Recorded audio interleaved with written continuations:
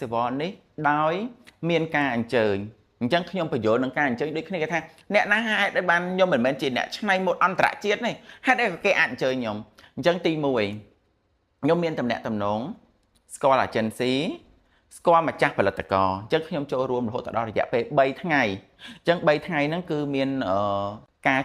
អញ្ជើញពីបងស្រី Rosan គឺគាត់គឺជាផលិតករដែលគាត់មានបទពិសោធន៍ផលិតរឿងនៅក្នុងទីក្រុងកាននឹងរយៈពេលចូល35ឆ្នាំហើយ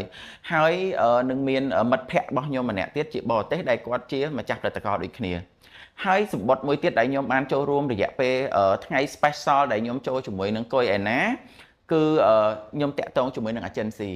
B20 ដែលគាត់ជា agency មកពីប្រទេសអ៊ីតាលីបារាំងហើយនឹងអង់គ្លេសអញ្ចឹងគឺគាត់មិនមែនតែរៀបចំកម្មវិធីកម្រាលព្រំក្រហមនឹងទេគឺគាត់មានតាំងពី fashion show មានអីផ្សេងអញ្ចឹងដូចកុយអេណាគាត់ទៅចូលរួមតាមរយៈខ្ញុំដែលខ្ញុំ design ឈុតឲ្យគាត់គឺក្នុងនាមគាត់ទៅបង្ហាញ promote គ្រឿងអលង្ការពីគ្រឿងអលង្ការ CBVA ជាងបាក់វ៉ាន់ហុងអញ្ចឹងគឺបានទទួលពីការ sponsor ពីបងស្រីអឹមផាន់វ៉ាន់ឌីអញ្ចឹងខ្ញុំអរគុណមែនតើបងស្រីអឹមផាន់វ៉ាន់ឌីជាអគ្គនាយិកាក្រុមហ៊ុនគ្រឿងអលង្ការ CBVA ដែលគាត់បានលើកស្ទួយនៅវិស័យគេហៅថាសិល្បៈវប្បធម៌អរិយធម៌មិនថាម៉ូដសម្លៀកបំពាក់របស់ខ្ញុំដែលបានច្នៃជូនកុយអេណាគឺបានច្នៃអំពីគេហៅថាផ្កាច័ន្ទក្រឹស្នាដែលមាននៅក្នុងចម្លាក់ប្រាសាទអង្គរវត្តហើយជាពិសេសគឺក្បាច់ខ្សែកគ្រឿងអលង្ការរបស់ CBVH ហ្នឹងគឺបានដកស្រង់អំពីផ្ការំដួលដែលជាអត្តសញ្ញាណរបស់ជាតិខ្មែរយើងសម្រាប់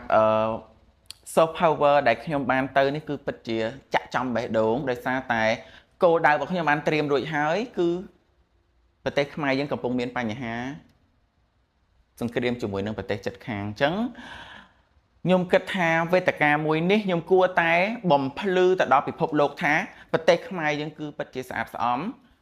រាល់ថ្ងៃនេះយើងដឹងស្រាប់ហើយថា